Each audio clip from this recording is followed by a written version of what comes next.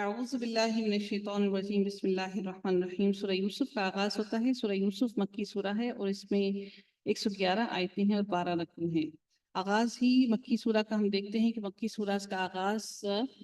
حروف مقطعات سے ہوتا ہے۔ آواز دیکھیے گا جی، آواز اب دیکھیے، اب ٹھیک ہے آواز؟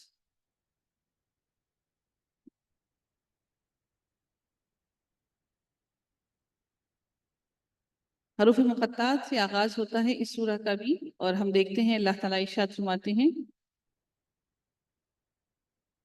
تِلْکَ آیات الکتاب المبین، یہ روشن کتاب کی آیتیں ہیں، یعنی عنقریب تمہیں پتہ چل جائے گا کہ اللہ تعالیٰ فرماتے ہیں کہ یعنی عنقریب تمہیں پتہ چل جائے گا کہ یہ کتاب جو ہے، یہ روشن، یہ آیات جو ہیں، یہ روشن کتاب کی آیات ہیں۔ اور اللہ تعالیٰ نے جب بھی کوئی سورہ کا آغاز کیا اور وہ جب حروف مقطعات سے اس کا آغاز ہوا تو اس کے بعد اللہ تعالیٰ نے اپنی کتاب کے بارے میں ضرور بتایا۔ اس کا مطلب ہمیں یہ سمجھ لینا چاہیے کہ یہ جو حروف مقطعات ہیں ان کی کوئی بہت ہی خاص ترین معنی ہے، جس کے بعد اللہ تعالیٰ نے کوئی بہت اہم بات کا ذکر کیا ہے۔ اللہ تعالیٰ ارشاد فرماتے ہیں کہ تلک آیات الکتاب المبین کی آیات ہیں کتاب مبین کی۔ کتاب مبین جو ہے اس سے مراد وہ کتاب بھی ہے جو کہ لوح محفوظ ہے، یعنی کہ اللہ تعالیٰ نے قرآن مجید کو لوح محفوظ میں پہلے سے ہی لکھ رکھا ہے۔ اللہ تعالیٰ نے زمین پر اتارنے سے پہلے ہی جب اللہ تعالیٰ نے زمین، کائنات اور سب چیزوں کی تخلیق کی تو اللہ تعالیٰ نے لوح محفوظ کے اندر اس کتاب کو، قرآن مجید کو، اور ہر چیز کو پہلے سے ہی لوح محفوظ میں لکھ رکھا تھا۔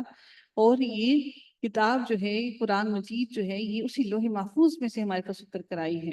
اللہ تعالیٰ مجید ارشاد فرماتے ہیں اِنَّا أَنزَلْنَاهُ قُرْآنًا عَرَبِيًّا لَعَلَّكُمْ تَعْقِلُونَ، یقیناً ہم نے اس قرآن کو، اس کو عربی زبان میں نازل کیا تاکہ تم سمجھ سکو۔ یعنی آسمانی کتابوں کے نزول کا مقصد لوگوں کی ہدایت اور رہنمائی ہے، اور یہ مقصد اسی وقت حاصل ہو سکتا ہے جب وہ کتاب اس زبان میں ہو جس کو وہ سمجھ سکیں۔ اس لیے اللہ تعالیٰ نے ہر آسمانی کتاب کو اسی قوم کی زبان پر ہی نازل کیا جس قوم کے لیے اللہ تعالیٰ نے اس کتاب کو اتارا۔ اور قرآن کریم بھی اللہ تعالیٰ نے چونکہ عرب والوں کے لیے اتاری تھی، اس لیے قرآن بھی عربی زبان میں نازل ہوا۔ اور چونکہ ہم لوگوں کو عربی زبان نہیں آتی ہے، اس لیے ہم سب لوگوں کو چاہیے کہ ہم عربی زبان سیکھیں تاکہ ہم اس قرآن کا فہم حاصل کر سکیں۔ اللہ تعالیٰ مزید ارشاد فرماتے ہیں نحن نقص علیک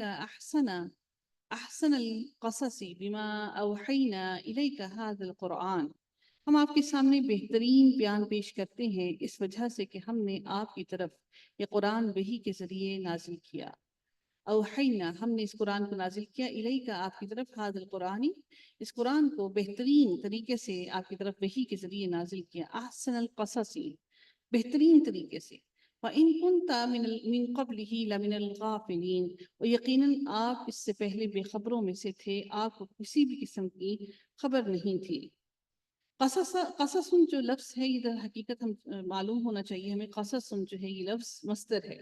یعنی اس کے معنی کیا ہے؟ کسی چیز کے پیچھے لگنا۔ قصص مطلب یعنی کہ دلچسپ قسم کا واقعہ، اللہ تعالیٰ نے دلچسپ قسم کا واقعے کے طور پر ہر چیز کو اللہ تعالیٰ نے، ماضی کے بارے میں جو بھی چیزیں ہوئی ہیں وہ ساری اللہ تعالیٰ نے اس کے اندر تمام قصے اور خبریں، اور اللہ تعالیٰ نے خوشی کی باتیں، جنت کی، اور اللہ تعالیٰ کا ڈرانا، اللہ تعالیٰ کی رحمتیں، اللہ تعالیٰ نے جو سرکشی لوگوں کے ساتھ جو کیا ان کے نتیجہ، اور اللہ تعالیٰ نے ہر قسم کی واقعات اس قرآن کے اندر بیان کیے۔ اس لیے اللہ تعالیٰ نے یہاں پر لفظ استعمال کیا احسن القصص، بہترین طریقے سے اللہ تعالیٰ نے اس قرآن کو وحی کیا، بیان کیا نبی اکرم صلی اللہ علیہ وآلہ وسلم کی طرف۔ اور اللہ تعالیٰ نبی اکرم صلی اللہ علیہ وآلہ وسلم کو کہتے ہیں کہ آپ اس سے پہلے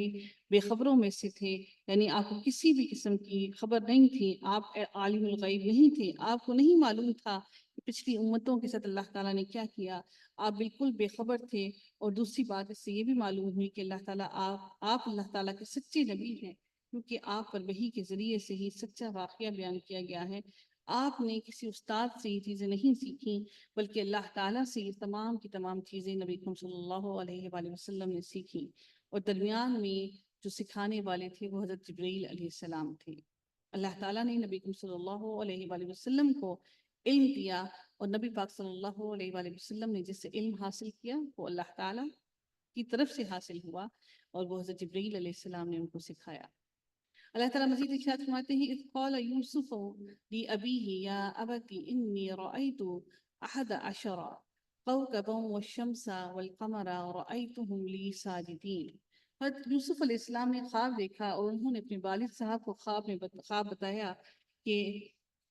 اپنے والد سے ذکر کیا کہ ابا جان میں نے 11 ستاروں کو اور سورج چاند کو دیکھا کہ وہ سب مجھے سجدہ کر رہی ہیں۔ یاد رکھیے گا کہ یہ حضرت موسیٰ علیہ السلام سے پہلے تعظیم کے طور پر سجدہ کرنا پہلی امتوں کے لیے جائز تھا کہ وہ تعظیم کے لیے جھک سکتے ہیں، سجدہ کر سکتے ہیں، لیکن حضرت موسیٰ علیہ السلام کے آنے کے بعد اللہ تعالیٰ نے یہ سجدہ منع کر دیا کہ کوئی بھی کسی کے آگے جھک نہیں سکتا ماں سوائے اللہ تعالیٰ کے۔ تو کیونکہ یہ اب جو فرعون جتنے بھی گزرے ہیں، فرعون کہا جاتا ہے ظالم و جابر بادشاہ کو،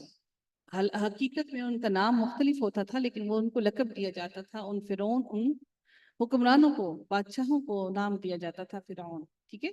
تو اللہ تعالیٰ نے پھر منع کر دیا کہ آپ لوگوں نے سجدہ کسی اور کو نہیں کرنا۔ تو انہوں نے جب یہ خواب دیکھا تو انہوں نے اپنے والد کو بتایا کہ میں نے اپنے خواب میں یہ دیکھا ہے، تو ان کے والد نے کہا قالا یا بنیا، اے میرے بیٹے لا تقصص، نہ تو بیان کرنا رؤیا کا، رؤیا سے ہے دیکھنا، تو خواب کو دیکھا جاتا ہے، تو انہوں نے کہا کہ اپنا یہ خواب نہ بیان کرنا علی اخواتی کا، اپنے بھائیوں کو، کیونکہ لازمی طور پر ان کے بھائیوں کو بھی کچھ نہ کچھ خواب کی تعبیر کا علم ہوا ہوگا۔ اس وجہ سے حضرت یعقوب علیہ السلام نے اپنے بیٹے حضرت یوسف علیہ السلام کو منع کیا کہ اپنے بھائیوں کو یہ خواب نہ بتانا، فَيَكِيدُ لَكَ كَيْدًا، تو وہ تیرے خلاف کوئی چال چلیں گے، تو وہ تمہیں ضرور کوئی نقصان پہنچانے کی کوشش کریں گے۔ ان الشیطان للانسان عدو مبین، بے شک شیطان انسان کا کھلا دشمن ہے۔ یہ جو حسد دل میں ڈالا جاتا ہے، یہ سارا کا سارا حسد ہمارے دلوں میں ہمارے بہن بھائیوں کے لیے شیطان ڈالتا ہے۔ تو حضرت یعقوب علیہ السلام نے بھی اپنے بیٹے سے یہی کہا کہ اپنے بھائیوں کو یہ خواب نہ بتانا، بے شک شیطان تمہارے درمیان میں ایک کھلا دشمن موجود ہے۔ ہمیں بھی یہ بات سمجھ لینی چاہیے، اگر ہمیں ہمارے دلوں میں بھائیوں کے لیے کوئی ذرہ بھر بھی کوئی چیز آتی ہے تو ہمیں فوراً تعوذ پڑھنا چاہیے، اللہ سے معافی مانگنی چاہیے کہ یقیناً یہ شیطان کا کام ہے ہمارے درمیان میں ایسی فیلنگز لانا۔ اللہ تعالیٰ مزید ارشاد فرماتے ہیں وَكَذَلِكَ يَجْتَبِيكَ رَبُّكَ وَيُعَلِّمُكَ مِن تَأْوِيلِ الْأَحَادِيثِ۔ اللہ تعالیٰ ارشاد فرماتے ہیں یعقوب علیہ السلام نے کہا پیارے بچے اپنے اس خواب کا ذکر اپنے بھائیوں سے نہ کرنا، ایسا نہ ہو کہ یہ وہ تیرے ساتھ کوئی فریب کاری کریں۔ شیطان تو ان کا کھلا دشمن، شیطان تو انسان کا کھلا دشمن ہے، اور اسی طرح تجھے تیرا پروردگار برگزیدہ کرے گا، یعنی اللہ تعالیٰ تجھے سکھائے گا، یجتبیکا، انہوں نے جواب دیا، اس خواب کی تعبیر بتائی اپنے بیٹے کو، وَكَذَلِكَ يَجْتَبِيكَ رَبُّكَ وَيُعَلِّمُكَ، اور اللہ تعالیٰ تمہیں سکھائے گا من تأویل الاحادیث، یعنی انہوں نے کہا کہ اللہ تعالیٰ تمہیں معاملہ فہمی یعنی کہ خوابوں کی تعبیر بھی سکھائے گا۔ تأویل الاحادیث، تعویلیں بتانا، بیان کرنا، الاحادیث باتوں کی یعنی کہ خوابوں کی تعویلیں بیان کرنا۔ وَيُتِمُّ نِعْمَتَهُ عَلَيْكَ وَعَلَىٰ آلِ يَعْقُوبَ كَمَا أَتَمَّهَا عَلَىٰ أَبَوَيْكَ مِن قَبْلُ إِبْرَاهِيمَ وَإِسْحَاقَ، اور انہوں نے مزید کیا کہا اور یعقوب کے گھر والوں کو بھی، اور فرمایا انہوں نے کہ بھی سکھائے گا اور اپنی نعمت تجھے بھرپور عطا فرمائے گا، یعنی اس سے مراد نبوت ہے جو یوسف علیہ السلام کو عطا کی گئی، یا وہ انعامات ہیں جن سے مصر میں یوسف علیہ السلام کو نوازا گیا۔ وَيُتِمَّ نِعْمَتَهُ، اپنی پوری کی پوری نعمت تمہیں عطا کرے گا، وَعَلَىٰ آلِ يَعْقُوبَ كَمَا أَتَمَّهَا عَلَىٰ أَبَوَيْكَ مِن قَبْلُ إِبْرَاهِيمَ وَإِسْحَاقَ، اور انہوں نے کیا کہا کہ اور یعقوب کے گھر والوں کو بھی اللہ تعالیٰ نے ایسے ہی نعمت عطا کی، اور اس سے مراد کیا ہے کہ حضرت یوسف علیہ السلام کے بھائی ان کی اولاد وغیرہ ہیں جو بعد میں انعامات الہی کے مستحق بنے،